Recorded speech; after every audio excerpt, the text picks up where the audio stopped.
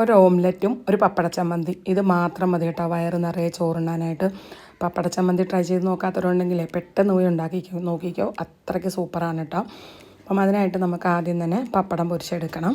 ഇനി നമുക്ക് ആ എണ്ണയിലോട്ട് തന്നെ കുറച്ച് ചെറിയ ഉള്ളി ഒന്ന് ഇട്ട് കൊടുത്തിട്ട് ഒന്ന് മൊരിയിച്ചെടുക്കണം. പകുതി മുരിഞ്ഞ് വരുമ്പോൾ ആ സമയത്ത് അതിലേക്ക് എരിവിനാവശ്യമായ വറ്റൽമുളകും കൂടെ ചേർത്ത് കൊടുത്തതിന് ശേഷം അതും ഒന്ന് മൊരിയിച്ച് രണ്ടും കൂടി ഒന്ന് കോരിയെടുക്കാം. ഇനി നമുക്കൊരു മിക്സിയുടെ ജാറിലേക്ക് ആവശ്യത്തിനുള്ള തേങ്ങ ഇട്ട് കൊടുക്കുക. ഇനി നമ്മൾ ആ മുരിച്ച് വെച്ചിരിക്കുന്ന ഉള്ളിയും മുളകും കൂടെ അതിലേക്ക് ചേർത്ത് കൊടുത്ത് ആവശ്യത്തിനുള്ള പുളിയും ആവശ്യത്തിനുള്ള ഉപ്പും ചേർത്ത് ആദ്യം ഒന്ന് ക്രഷ് ചെയ്തെടുക്കുക. ഇനി അതിലേക്ക് നമ്മുടെ തേങ്ങയുടെയൊക്കെ അളവനുസരിച്ച് നിങ്ങൾ പപ്പടം ചേർത്ത് കൊടുക്കണം. ഞാനിവിടെ ഒരു 3 പപ്പടം ചേർത്തിട്ടാണ് അടിച്ചെടുത്തിരിക്കുന്നത്. ഇത്രയേ ഉള്ളൂ കേട്ടോ. സൂപ്പർ ടേസ്റ്റി ആയിട്ടുള്ള ഒരു പപ്പട ചമ്മന്തി റെഡിയായി കിട്ടും. ഇനി അധികം മുരിഞ്ഞു പോകാതെ ഒരു ഓംലെറ്റ് തയ്യാറാക്കി എടുക്കണം. ഈ ഓംലെറ്റ് കുറേ മുരിഞ്ഞു പോയി കഴിഞ്ഞാൽ നമ്മളത് മടക്കി എടുക്കുമ്പം വിട്ടുപോകും. അതുകൊണ്ടാണ് കേട്ടോ അങ്ങനെ പറഞ്ഞത്.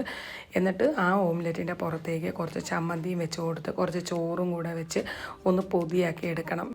ഇതുപോലെ ഓംലെറ്റിൽ ചോറൊക്കെ പൊതിഞ്ഞിങ്ങനെ കൊടുക്കുകയാണെങ്കിൽ വേറെ കറിയൊന്നും ആരും ചോദിക്കില്ല കേട്ടോ.